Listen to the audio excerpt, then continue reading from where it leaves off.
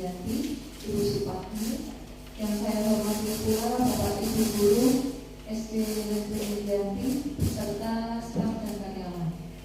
Assalamualaikum warahmatullahi wabarakatuh. Waalaikumsalam warahmatullahi wabarakatuh. Pertama-tama marilah kita panjatkan puji syukur atas kehadirat Allah SWT yang telah melimpahkan rahmat dan hidayahnya kepada kita semua, sehingga kita bisa berkumpul di ruang kelas 5 ini dengan keadaan sehat walafiat tanpa suatu apapun. Salawat dan salam kita curahkan kepada Nabi Muhammad Sallallahu Alaihi Wasallam yang senantiasa kita tunggu syafaatnya hingga akhir nanti. Pada siang hari ini, hari Selasa tanggal 27 Agustus 2024, kita berkumpul di sini dalam rangka penyampaian diseminasi pemahaman dan penerapan budaya positif yang akan disampaikan oleh Ibu Ria Fidiani Tias. Pada siang hari ini nanti Bu Ria akan menyampaikan diseminasinya kepada kita semua, dan sebelum itu susunan acaranya ada pun, yaitu yang pertama pembukaan, acara yang kedua adalah penyanyian lagu wajib Indonesia Raya, acara yang ketiga sambutan kepala sekolah, acara yang keempat adalah diseminasi budaya positif, acara kelima lain-lain, dan acara yang terakhir adalah penutup. Sebelum kita mulai acara pada pagi hari ini, marilah kita ucapkan basmalah bersama-sama. Acara selanjutnya adalah menyanyikan lagu Indonesia Raya. Kepada Ibu Putri dimohon membimbing teman-teman, dan kepada Bapak Ibu Guru agar berdiri.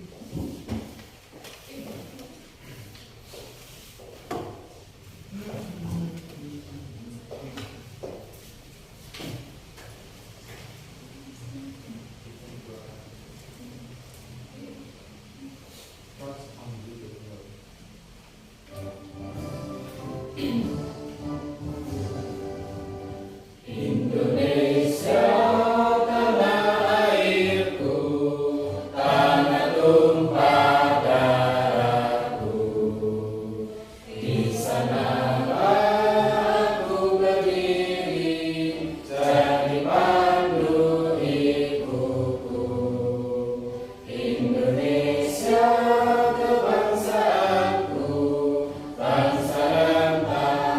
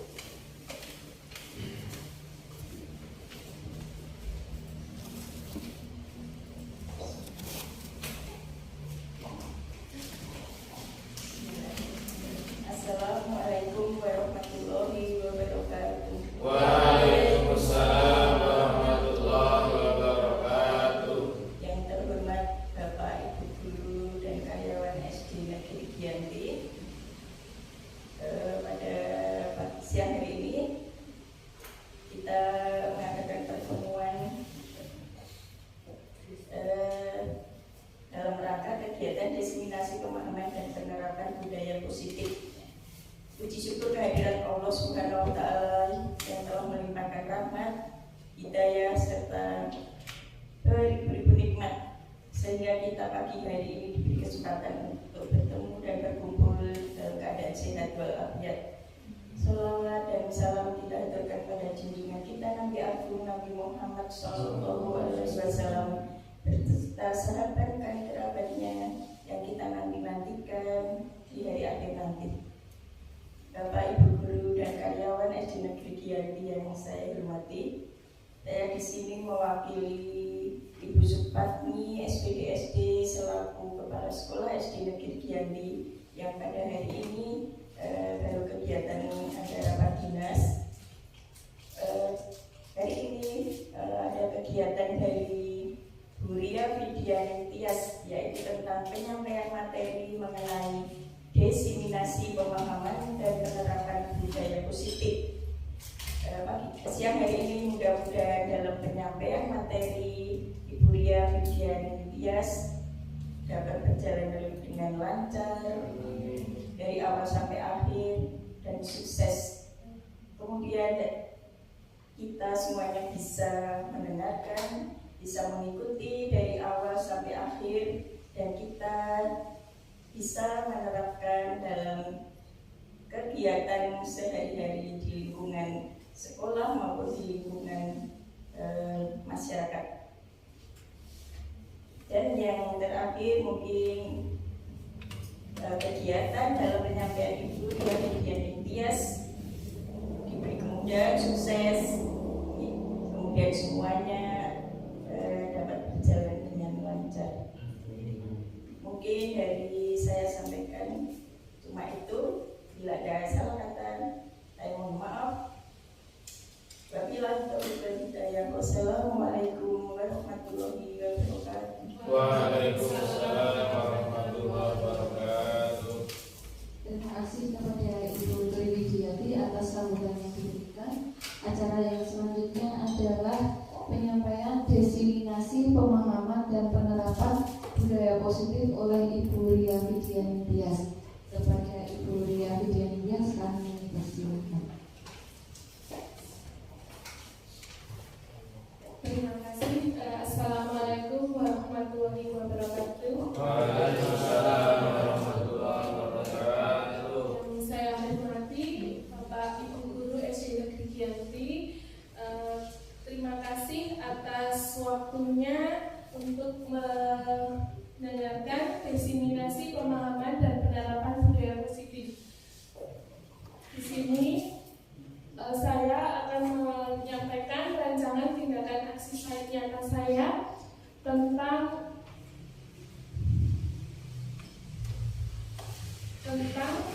diseminasi budaya positif. Nah, di sini setujukah Bapak atau Ibu dengan pernyataan berikut? Yang pertama adalah hukuman dapat mendisiplinkan anak. Apakah Bapak Ibu guru setuju jika dengan hukuman kita dapat mendisiplinkan anak? Yang kedua, pemberian hukuman dengan hal positif seperti membaca atau membersihkan lingkungan kelas atau sekolah dapat meningkatkan disiplin anak.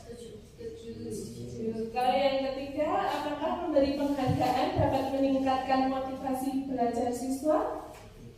Coba kita lihat budaya positif seperti apa.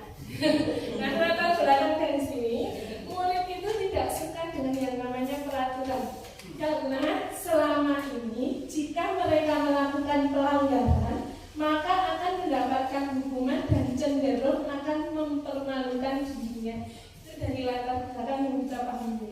Nah, dengan tujuan yang pertama adalah menciptakan murid yang merdeka dan disiplin diri yang kuat. Yang kedua, menumbuhkan budaya positif di sekolah dengan meyakini nilai-nilai kebajikan yang universal. Yang ketiga, melakukan kegiatan pembiasaan positif kepada murid untuk mengimplementasikan profil pelajar Pancasila. Nah, tolak ukur yang kita dapat itu terbentuknya adalah keyakinan kelas. Melalui kegiatan kesepakatan kelas yang dilakukan wali kelas dan siswa, siswa akan mampu menerapkan dan menjalankan keyakinan kelas yang telah kita buat. Peserta didik dapat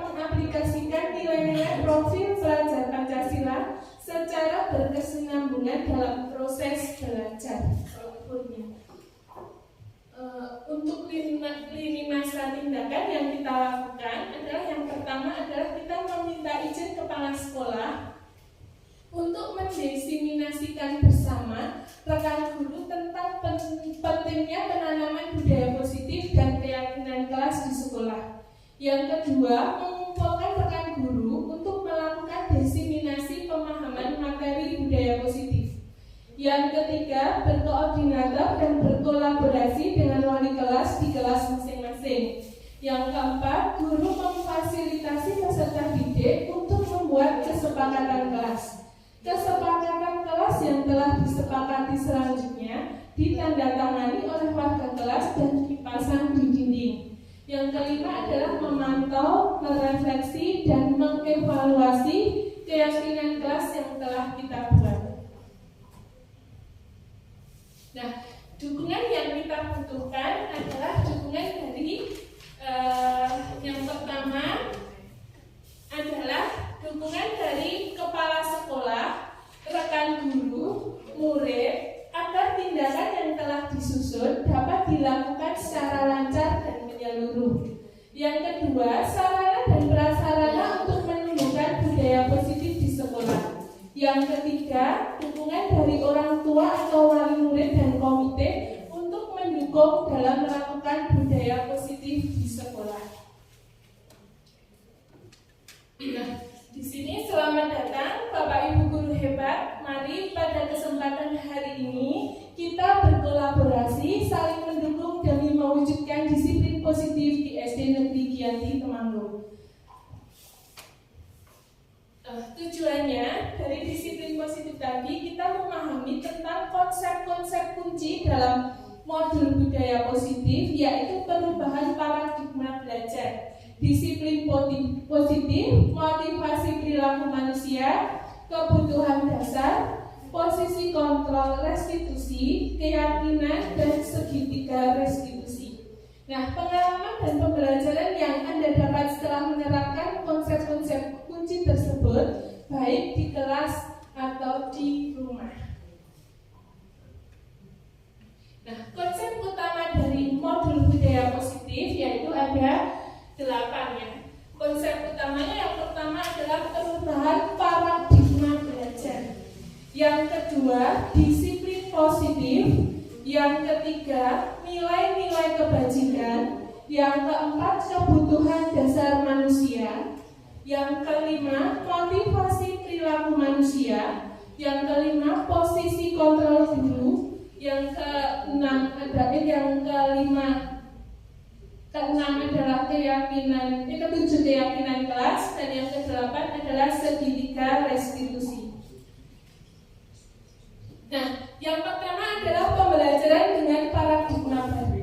Pembelajaran dengan paradigma baru itu merupakan pembelajaran yang dirancang berdasarkan prinsip pembelajaran berdiferensiasi, sehingga para peserta didik belajar sesuai kebutuhannya, berdasarkan tahap perkembangan sesuai teori psikologi modern untuk mewujudkan profil pelajar Pancasila. Paradigma itu adalah suatu keyakinan atau kepercayaan yang mendasari seseorang dalam melakukan segala tindakan.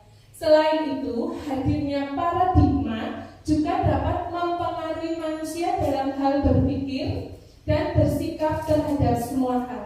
Nah, paradigma itu dapat berubah seiring perkembangannya ilmu pengetahuan dan teknologi. Dengan begitu, ketika ada sebuah penemuan baru atau perkembangan ilmiah, hal itu juga dapat mengubah cara manusia dalam memahami suatu fenomena.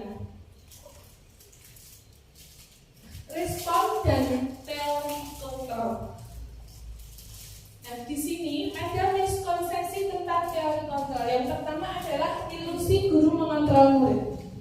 Yang kedua, ilusi bahwa kritik dan membuat rasa bersalah itu mampu menguatkan karakter anak.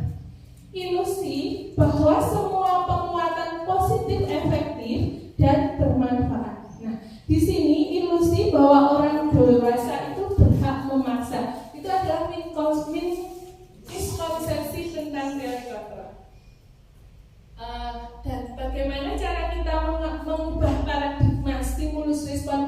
pendekatan kontrol adalah dengan cara paradigma stimulus respon.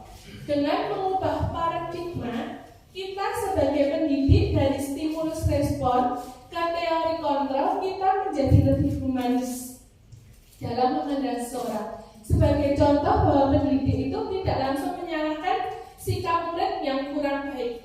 Karena menurut teori kontrol bahwa setiap tindakan pasti memiliki tujuan, sehingga pendidik dapat melakukan komunikasi dengan murid untuk menyelesaikannya. Nah, dengan mengubah paradigma tadi, stimulus respon. Di sini ada stimulus respon dan stimulus teori kontrol. Untuk stimulus respon ada realitas atau kebutuhan kita sama. Sedangkan untuk teori kontrolnya, realitas atau kebutuhan kita berbeda. Semua orang, kalau stimulus responnya, semua orang itu melihat hal yang sama. Tapi teori kontrolnya, setiap orang memiliki gambaran berbeda. Untuk stimulus respon, kita mencoba mengubah orang agar berpandangan sama dengan kita. Tapi teori kontrolnya kita harus berusaha memahami pandangan orang lain tentang dunia. Untuk stimulus respon tadi, perilaku buruk dilihat sebagai suatu kesalahan. Dan teori kontrolnya, semua perilaku itu memiliki suatu tujuan. Stimulus respon, orang lain bisa mengontrol saya, tapi teori kontrolnya hanya kita sendiri yang bisa mengontrol diri sendiri. Untuk stimulus responnya, saya bisa mengontrol orang lain, tapi untuk teori kontrolnya kita tidak bisa mengontrol orang lain. Nah, stimulus responnya kita pemaksaan ada pada saat bujukan gagal, tapi untuk teori kontrolnya kolaborasi dan konsensus itu menciptakan pilihan-pilihan baru. Nah, stimulus respon model berpikir menang atau kalah, tapi untuk teori kontrol model berpikir menang dan menang. Ada kalah. Nah, di sini kita ada disiplin positif. Nah, disiplin itu berasal dari kata disiplin yang artinya kita belajar.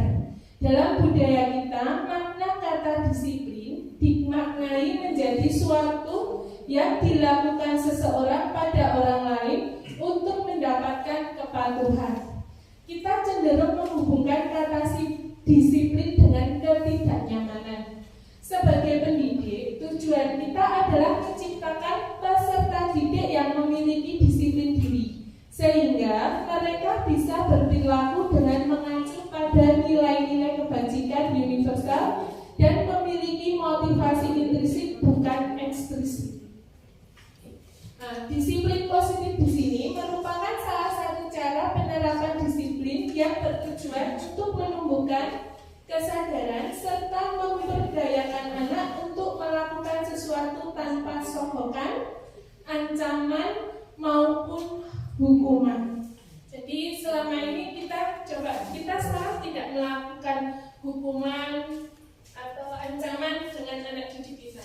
Nah, di sini ada nilai-nilai kebajikan yang disepakati bersama, lepas dari suku, bangsa, agama, bahasa maupun latar belakangnya. Yang di sini adalah contoh nilai kebajikan institusi atau organisasi. Yang pertama adalah profil pelajar Pancasila, yaitu yang beriman dan bertakwa kepada Tuhan Yang Maha Esa dan berakhlak mulia, berkebinekaan global, gotong royong, mandiri, kreatif, dan bernalar kritis.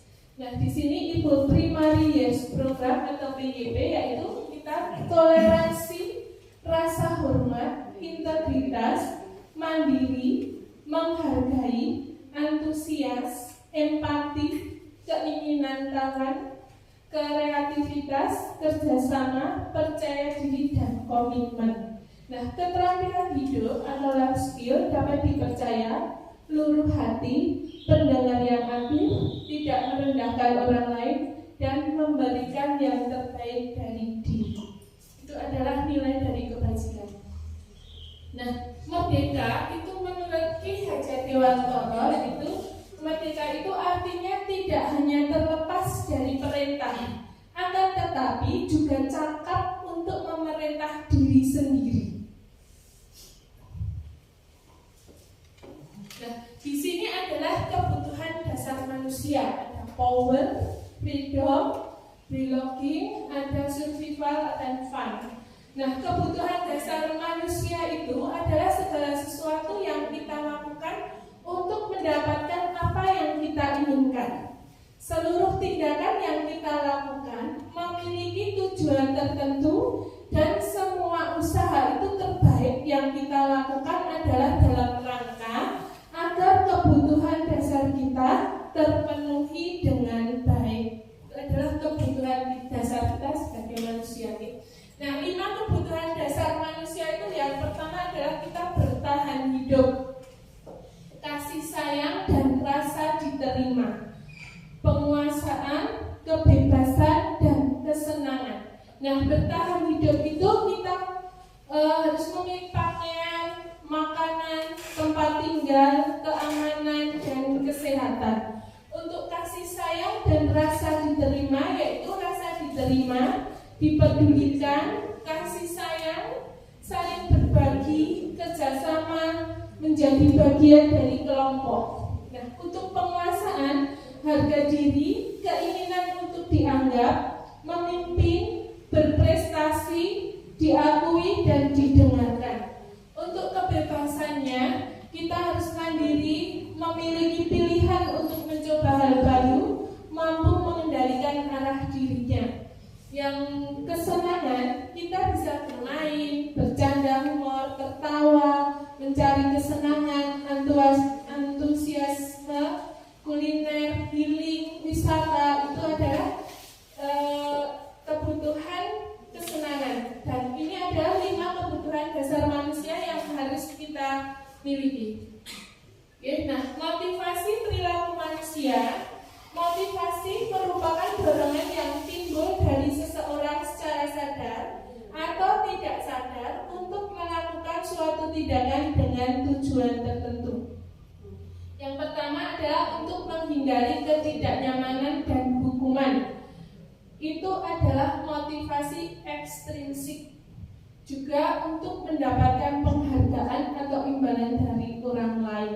Itu adalah motivasi yang ekstrinsik. Sedangkan motivasi intrinsik itu adalah untuk menjadi orang yang mereka inginkan dan menghargai diri sendiri dengan nilai-nilai kebajikan yang mereka percaya.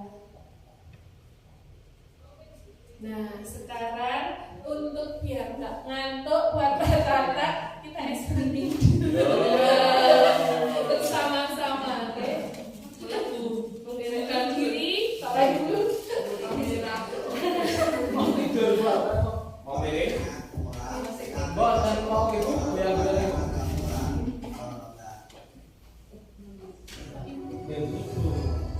Agak kerinduan sudah lama seperti goyang-goyang ini.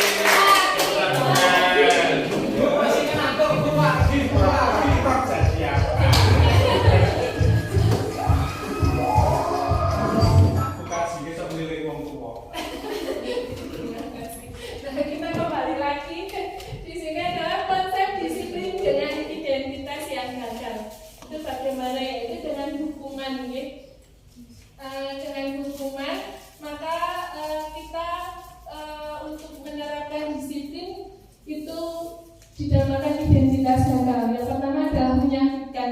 Biasanya kalau kita menghukum anak itu pasti anak merasa sakit mungkin ya, saya dimarahi itu dihukum seperti ini. Yang kedua adalah tidak nyaman. Dia merasa tidak nyaman dengan adanya hukuman tersebut. Kemudian murid merasa takut. Yang keempat adalah memaksa. Sebenarnya murid tidak mau melakukan, tapi karena kita memberikan hukuman, maka anak-anak merasa dipaksa. Yang kelima adalah murid menjadi takut karena akan dihukum, maka murid menyembunyikan suatu kesalahan. Nah, yang keenam adalah murid biasanya akan menjadi anak yang rendah diri karena suatu hukuman tersebut.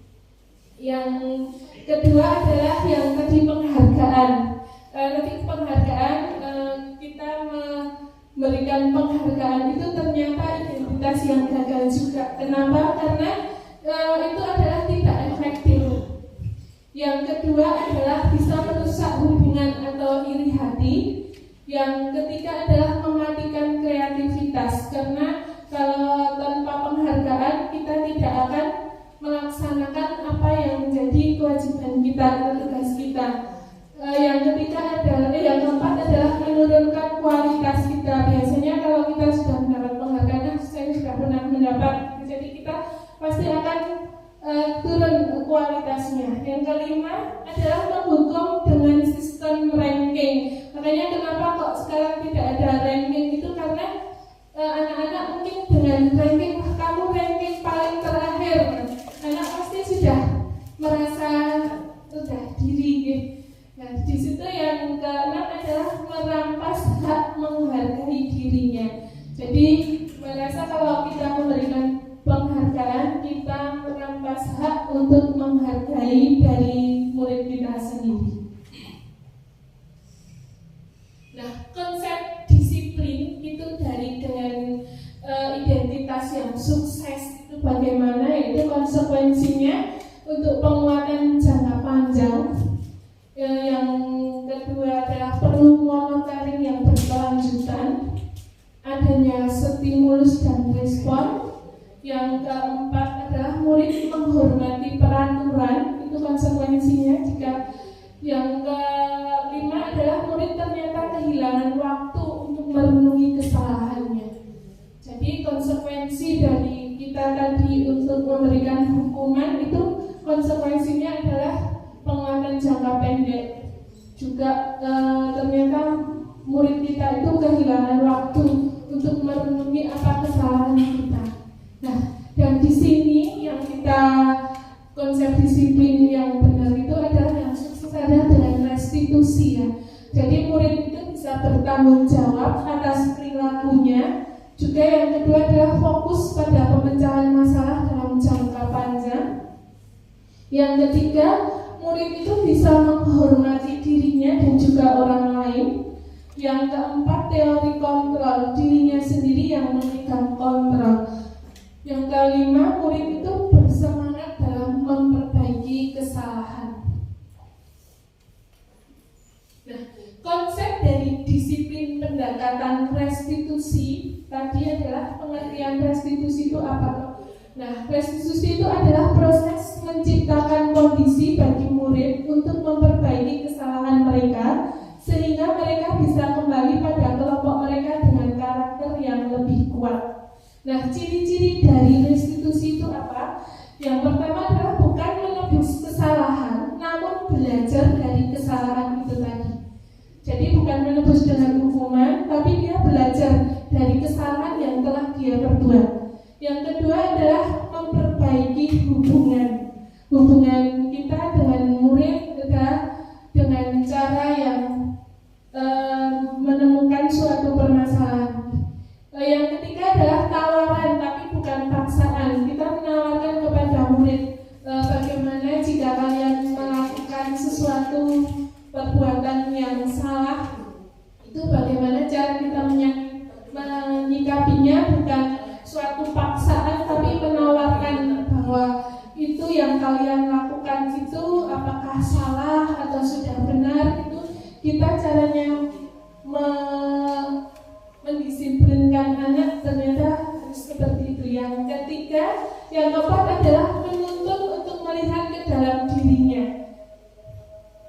kelima adalah mencari kebutuhan dasar yang mendasari tindakan.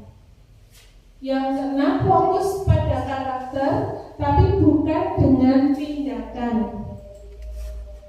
Yang keenam adalah menguatkan dan fokus pada solusi.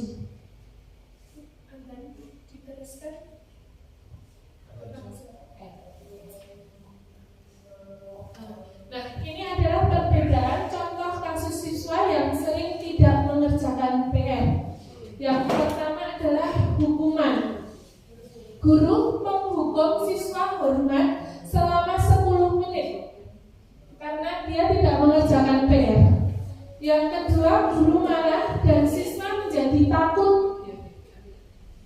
Nah, konsekuensinya guru itu memberikan konsekuensi untuk mengerjakan saat istirahat. Biasanya kita anak-anak nggak usah istirahat karena tadi tidak mengerjakan PR dan harus mengerjakan PR waktu istirahat.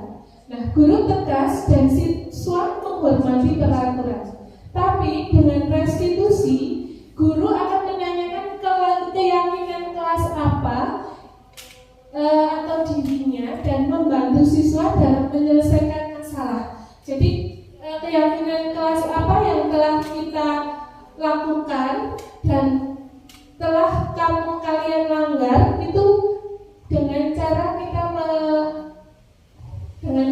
melakukan restitusi. Dan guru terbuka dan siswa menghormati dirinya dan orang lain. Itu perbedaan antara hukuman, konsekuensi, dan restitusi. Nah, biasanya ini adalah kejadian-kejadian adalah murid disuruh tidak menggunakan sepatu seharian di sekolah karena tidak mengenakan sepatu hitam. Atau hukumannya mencatat 100 kali di dalam buku kalimat, saya tidak akan terlambat lagi. Yang ketiga adalah lari mengelilingi lapangan basket atau 2 kali karena terlambat hadir ke sekolah. Nah, yang keempat adalah membersihkan tumpahan air di meja karena tersenggol pada saat pelajaran. Yang kelima, murid diminta push up 15 kali karena tidak menggunakan masker ke sekolah.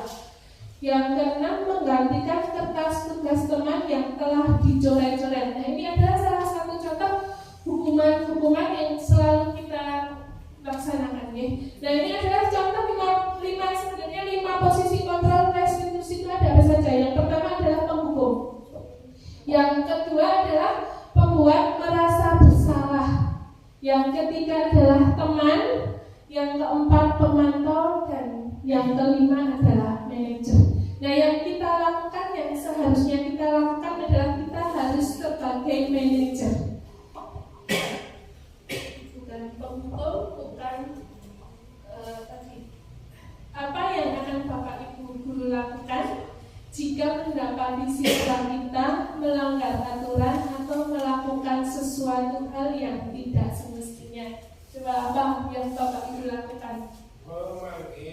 Memanggil, menanyai, ya, diskusi, ya, dan memberikan kolaborasi untuk kesadaran apa yang telah dilakukan itu sesuai aturan atau tidak. Nanti ada solusinya seperti apa? Terima kasih ya. Mungkin ini adalah contoh penerapan 5 posisi kontrol tadi, yaitu contohnya jika siswa tidak memakai atribut lengkap saat upacara bendera. Biasanya ini penghukum itu biasanya akan melakukan hormat kepada bendera selama 1 jam. Itu biasanya untuk 5 kontrol tadi yang penghukum ya. Nah, yang kedua yaitu yang membuat merasa bersalah, yaitu berapa kali Bu Guru harus memberitahu kamu, Bu Guru kecewa sama kamu. Ternyata selama ini seperti itu ternyata salah. Yang ketiga adalah teman. Biasanya teman, ayolah yang tertib, buatlah Bu Guru bangga. Kali ini tidak apa-apa, kamu salah. Biasanya ini yang kita sebagai teman, teori kontrol kita sebagai teman. Yang keempat adalah pemantau. Kamu sudah melanggar apa peraturan dan apa konsekuensinya. Nah, sebagai manajer, apakah kamu tahu kesalahanmu? Kira-kira bagaimana kamu akan memperbaiki kesalahan ini? Nah, mungkin kita akan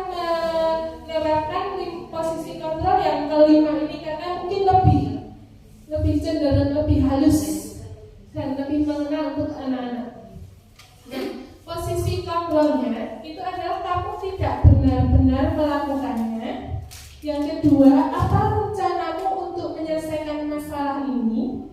Ayolah lakukan demi Bapak Ibu ya. Kamu tidak akan mendapat nilai jika tidak pernah mengerjakan tugas. Nah, keyakinan kelas. Nah, mengapa keyakinan kelas? Mengapa tidak peraturan kelas saja? Nah, kenapa? Ya, bagaimana pembentukan keyakinan kelas itu? Selama ini saya juga sama. Saya kurang paham apa itu yang namanya peraturan dan apa yang dinamakan kesepakatan kelas. Tapi selama saya belajar di sini saya jadi tahu bagaimana cara kita membentuk keyakinan kelas. Ternyata tidak hanya kita menyuruh anak menulis, membuat. Kita keyakinan kelas itu mau seperti apa, di kelas kita mau seperti apa, ternyata tidak. Di situ ternyata ada urutannya, caranya bagaimana kita membentuk keyakinan kelas. Yang pertama adalah lebih abstrak dari peraturan. Yang kedua adalah berupa pernyataan universal. Yang ketiga dibuat dalam bentuk positif. Jadi anak-anak membuat biasanya ada kata jangan, tidak boleh. Nah itu nanti kita dibuat untuk lebih positif lagi sesuai dengan kondisi kelas sekolah yang sudah diterapkan. Misalnya tidak boleh terlambat ke sekolah. Nah di sini kita menulisnya adalah termasuk untuk disiplin. Jadi itu sudah termasuk keyakinan kelas yang kita buat dengan kata disiplin. Bertanggung jawab. Karena kita bertanggung jawab. Anak-anak mungkin dalam tidak boleh tidak mengerjakan PR. Nah itu kita bisa memasukkan dalam konsep dalam bertanggung jawab. Jadi bisa dibuat lebih positif, kalimat yang lebih positif.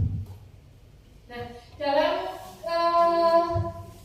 perbedaan antara peraturan dan keyakinan kelas itu sendiri, kalau peraturan itu selalu kembalikan buku ke tempatnya. Tapi keyakinan kelas yang kita jawab tadi yaitu tanggung jawab. Dilarang mengganggu orang lain. Nah, di sini keyakinan kelas yang kita bikin untuk lebih kalimat ke positif berarti kita menghormati orang lain. Nah, hadir di sekolah 15 menit sebelum pembelajaran dimulai itu peraturan ya. Tapi untuk keyakinannya adalah menghormati orang lain, berkomitmen. Yang keempat, dilarang melakukan kekerasan. Nah, keyakinan kelas yang kita buat adalah keselamatan dan menghormati orang lain.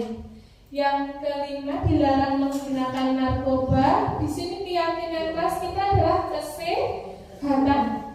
Peraturannya bergantian atau kita harus menunggu giliran. Ternyata di sini adalah menghormati orang lain dan bersabar.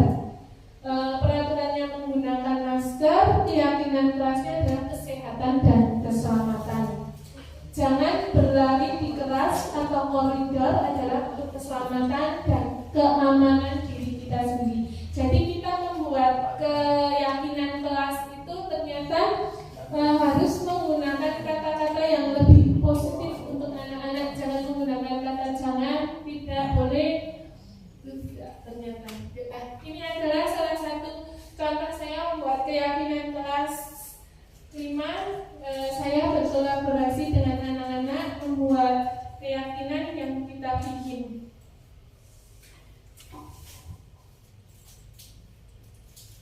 Nah, keyakinan kelas yang saya bikin kemarin adalah yaitu bertanggung jawab, bersikap jujur, saling tolong-menolong, disiplin, saling menghormati, hidup rukun dengan teman.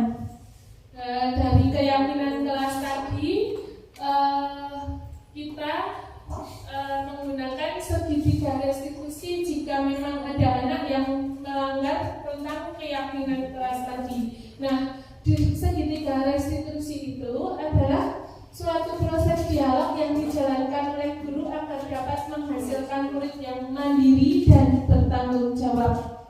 Nah, ini adalah cara segitiga restitusi itu ada validasi tindakan yang salah, kita menstabilkan identitas dan menanyakan keyakinan. Itu adalah caranya kita untuk memakai restitusi tadi untuk cara menanyakan apa yang telah dilakukan anak. Nah, di sini menstabilkan identitas adalah berdasarkan prinsip bahwa membuat kesalahan adalah bagian dari proses pembelajaran.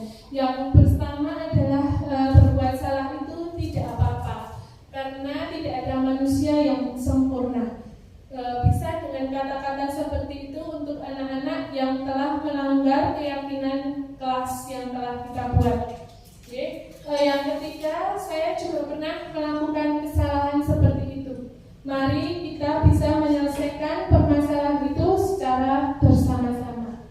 Nah, Bapak Ibu Guru juga tidak akan tertarik siapa yang salah, tapi Bapak Ibu Guru akan mencari solusi dari permasalahan ini. Nah, ini merupakan menstabilkan identitas. Nah, kamu berhak juga merasa begitu. Itu cara kita untuk menanyakan anak jika telah tidak sesuai dengan keyakinan yang telah kita buat. Nah, apakah kamu sedang menjadi teman yang baik buat dirimu sendiri? Nah, itu juga cara kita untuk menstabilitaskan identitas. Yang kedua adalah tindakan restitusi, validasi tindakan yang salah. Berdasarkan prinsip setiap perilaku berupaya memenuhi suatu kebutuhan tertentu. Nah, itu adalah validasi tindakan yang salah. Padahal kamu bisa melakukan yang lebih buruk dari ini ya. Itu bisa kita terapkan ke anak waktu kita menanyakan apakah keyakinan itu dia lakukan apa tidak. Oke? Yang ketiga adalah kamu patut bangga pada dirimu sendiri karena kamu telah melindungi sesuatu yang penting buatmu. Yang keempat adalah kamu boleh mempertahankan sikap itu, tapi kamu harus menambahkan sikap yang baru. Itu adalah validasi kita dengan tindakan yang salah untuk anak. Dan sekarang kita setelah menanyakan tadi validasi tadi, kita menanyakan keyakinan.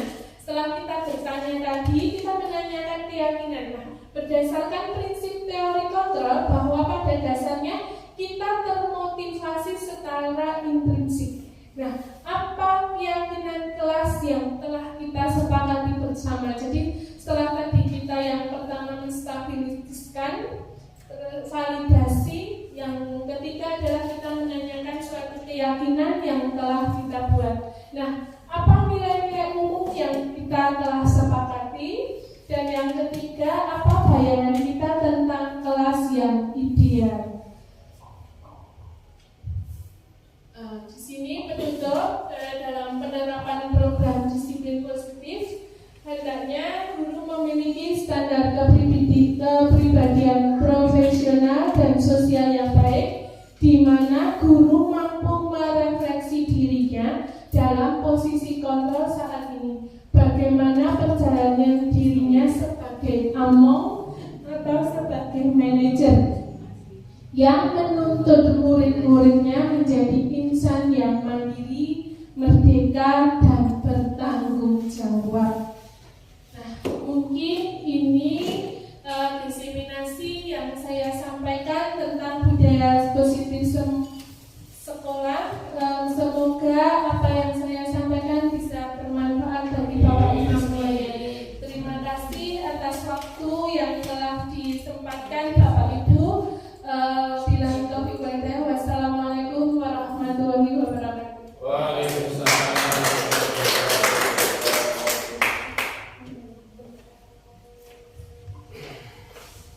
Demikian tadi diseminasi positif yang disampaikan oleh Ibu Ria Fidian Tias.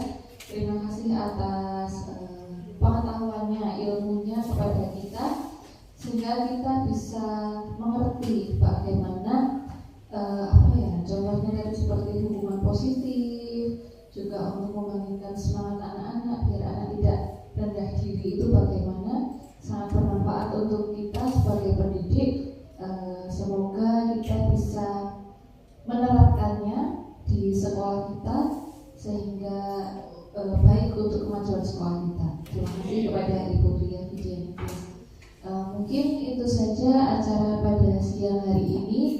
Saya selaku pembawa acara mohon maaf yang sebesar-besarnya apabila ada keliru kata.